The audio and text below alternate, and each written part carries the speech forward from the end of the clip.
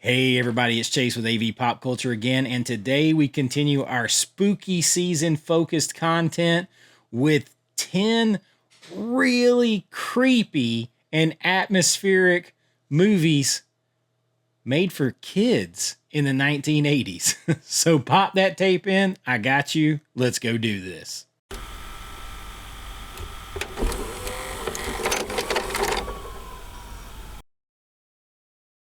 All right. So yes, man, we grew up different in the 80s. We were we were hard and tough and we had to be, and the movies reflected that because they took no mercy. Even those PG rated movies, you got to remember for a while in the 80s there was no PG-13. So it was either PG or R.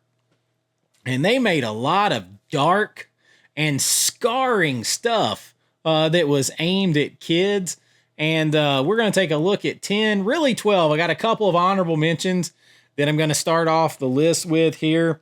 And I have some of these on physical media. I have one big one ordered, and then there's a few of them that I don't have. But let's start off here at number 12 with one that has a nice 4K out that I just don't have. And that is Stand By Me, which, if I'm not mistaken, is based on a Stephen King story, The Body. And this is pretty creepy, man. This is like a group of like 11 to 13-year-old kids, I think, 12, 13, 14-year-old kids. And they have like all their problems in their real life that they're in. It's set in it's either the 50s or the 60s. And they here tell the story of a dead body down on some train tracks, and they are or around some train tracks. Kid got hit by a train, supposedly, or something. And or maybe I'm just thinking of the train track scene in my head. But they basically, these four kids go hiking and camping to go see a dead body. And they are hassled and picked on by kids who are not even kids. They're like 18-year-olds who are like chasing them and bothering them. But they tell each other stories. They kind of go through different things. They get attacked by a dog. One of them is a storyteller. He tells some crazy stories. But like the whole concept of this is they're going to see a dead body. I don't know. To me, I just always found that pretty twisted for a movie that was kind of aimed at kids. Another one that is, I don't want to say that this one is I don't want to say this one's an honorable mention. It really should just put us on the list because while it's not super creepy, it's got some creepy moments, and the minute I tell you what it is, you're going to know exactly what they are. And I'm talking about Who Framed Roger Rabbit. This, first of all, this is a cool release here. The old DVD, check that out. Those discs. This is a very cool release here. But if you know what I'm talking about here, first of all, this thing was groundbreaking the way it mixed like Disney and Warner Brothers cartoon characters for Toontown with live action. But I mean, seeing like Bugs Bunny and Mickey Mouse in a movie together was a trip for me. And then you have the Judge, Judge Doom there, man. Like where he has his dip and he wants to kill all these toons. And it is brutal, man. He takes the little crying, living cartoon shoe, and the thing is shaking and crying in fear, and he just slowly dips it in this dip that's like an acid that just eats it and kills it slowly as it's whimpering and crying. Like, that is disturbing. That is disturbing. And there's stuff like that throughout the movie, and then the judge himself gets ran over by a steamroller while he's screaming this high-pitched scream. It's twisted. It's messed up. For a movie that was for kids, what year was this? I can't remember what year Who Framed Roger Rabbit was. It's late 80s. But totally twisted, man. Totally twisted. That dip scene will scar you. But as kids, this is kind of stuff that we lived through. So Who Framed Roger Rabbit coming in there at number 11. Number 10 on the list is one, I mean, this is like one of my favorite movies. This was one of my favorite movies as a kid growing up. Not super scary, but kind of creepy. And I'm just going to say it. I'm talking about the Goonies. Now, I have this beautiful Cine Museum release back here that I'm going to open as a members video, but I have every incarnation of the Goonies imaginable. This, like, I was prime age for this when it came out.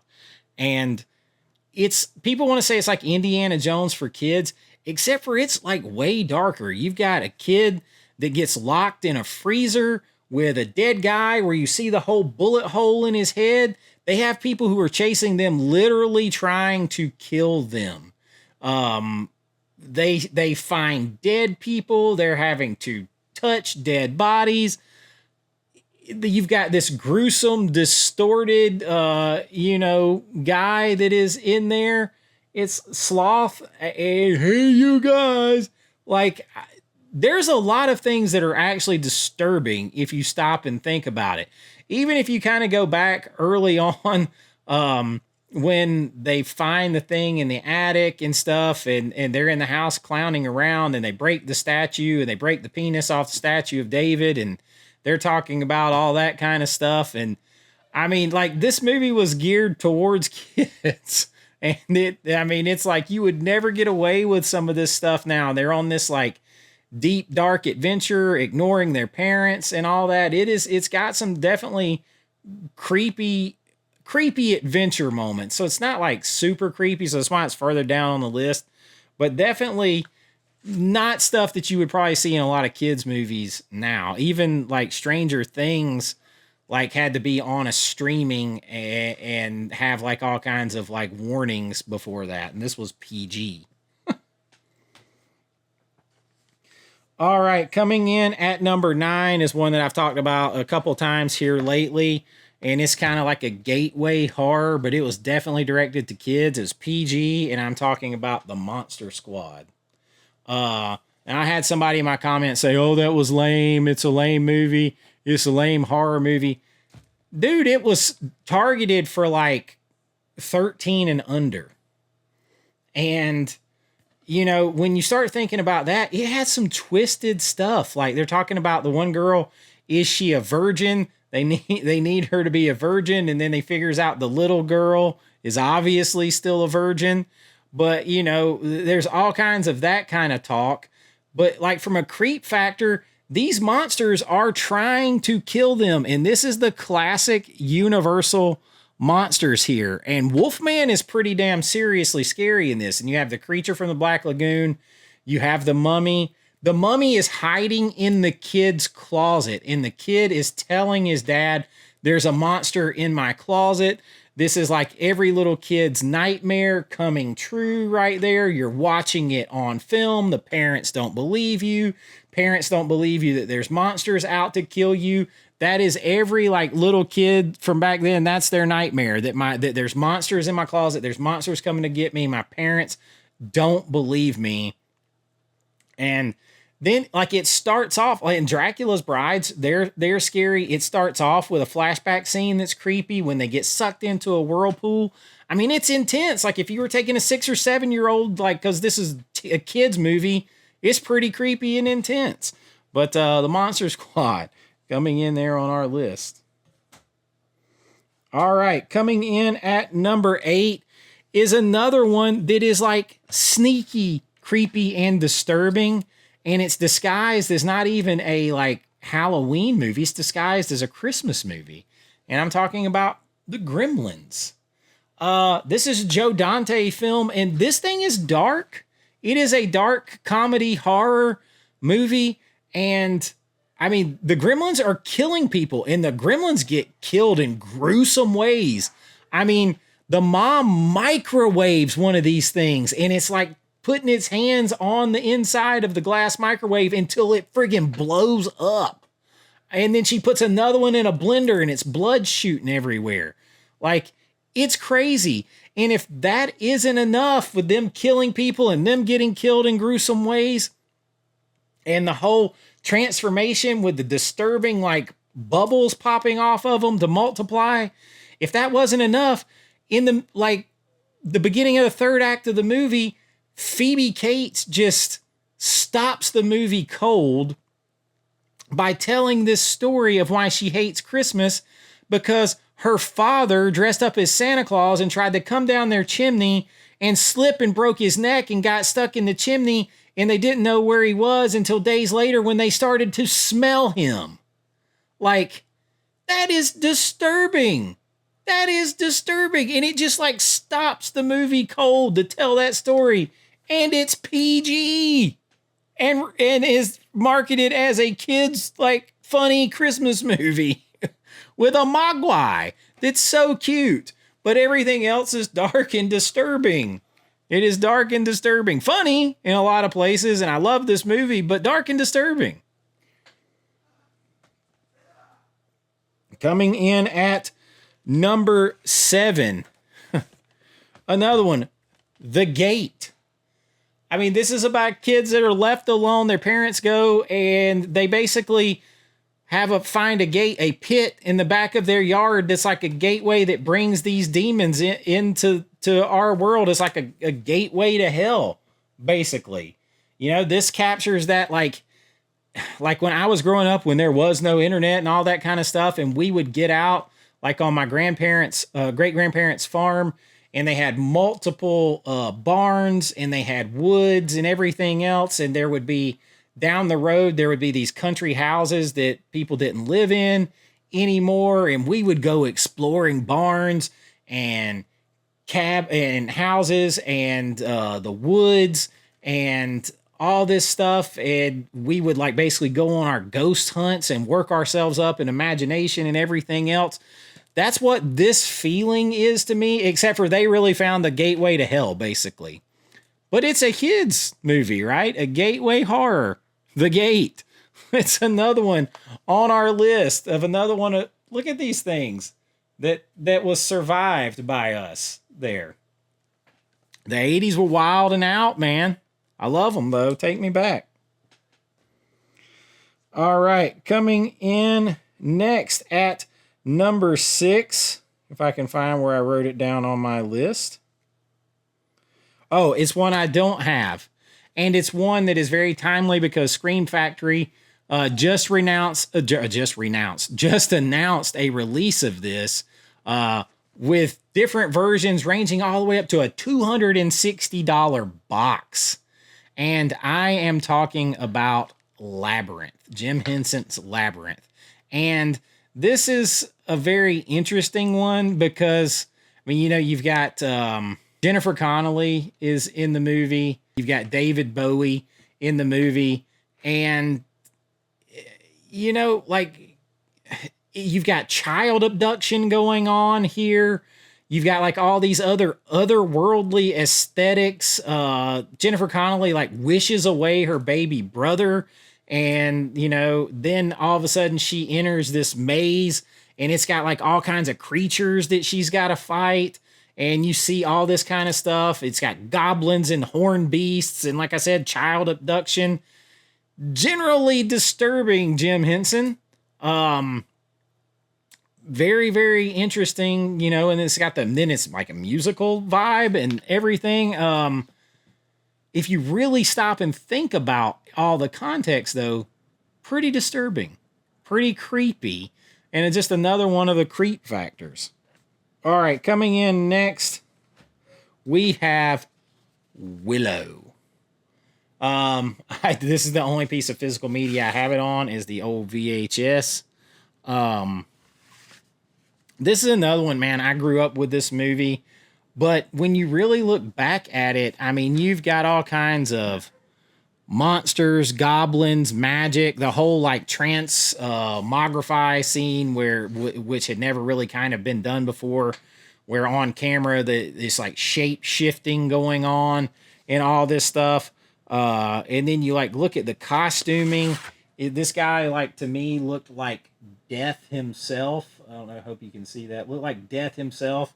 Val Kilmer, when he first finds him, he's like up in this cage, hanging there, waiting to like just die slowly of starvation and turn to a skeleton.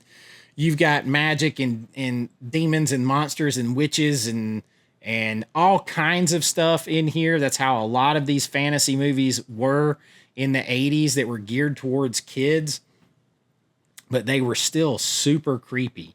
And again, I think part of it's the no PG-13, although, yeah, see, this was still PG. And Willow definitely was that. I mean, I love the movie, though. Absolutely love the movie. All right, coming in next is, and I kind of keep going back and forth on the rankings of these, but coming in next is one that I really want the arrow set of, and I am talking about Ridley Scott's Legend. Listen, y'all, this movie has Tim Curry as the devil, the darkness. He's the devil. This is a movie geared towards kids that features the devil. And like, not just, oh, that's a guy playing the devil. No. Everybody's like mental terrified image of what the devil would look like. The full Beelzebub type devil, red with the big horns and the fangs and everything else. Like the most terrifying childlike or human image of what you could picture the devil. That's what the darkness is. That's what Tim Curry's playing in this movie. And there's a lot of other stuff to go along, but that just sticks out to it. It sticks out to me. And it's a kid's movie. It's a kid's movie. It was directed towards kids. But Legend, definitely got to be on the list. Man, I really do. Like, I wish you could see that better without it reflecting. Just creepy. Nightmare fuel. All right. I'm down to the final three here. And we're going to go to the last one that I don't have. Or actually, I have two of the last three I don't have. And the next one is one that I just thank you to one of my amazing channel members and channel subscribers who helped me, because I'm on a buying freeze right now, order The Never-Ending Story. The Never-Ending Story is absolutely creepy as shit. Like, I mean, the Nothing is coming to destroy everything. It's going to erase everything that was. You've got a werewolf. You've got the big damn turtle that I don't even care if I don't care.